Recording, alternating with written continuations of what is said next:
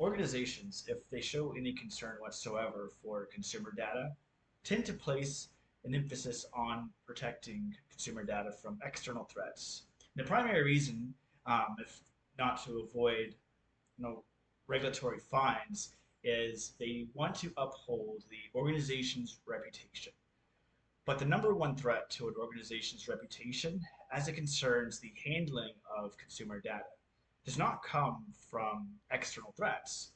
In fact, it comes from how an organization chooses to make internal use of a consumer's data, as well as how well informed consumers are about how that organization is choosing to go about using their data.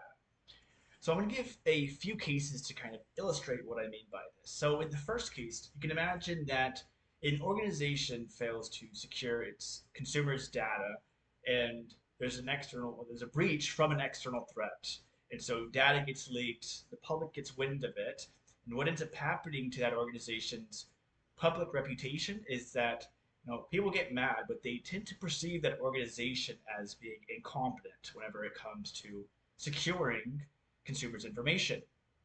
Now, in case two, let's say an organization doesn't suffer from an external breach, but let's say that it collects consumers' data and then it goes about using that data in some unethical way. Maybe it chose to sell that data to some third party, or it made some other unethical use of that data. And then let's say the public gets wind of this. What ends up happening is they're not merely perceived by the public as being incompetent. At this point, that organization is likely to be perceived as malevolent, and it's much harder to come back from being perceived as malevolent than merely incompetent, because at least in the prior case, you can argue that moving forward, you're going to implement better security measures. Now, in the third case, let's say that an organization does choose to use consumers' data in an ethical manner, but it's not very transparent about how it's using consumers' data. In this case, consumers are left guessing exactly how their data is being used.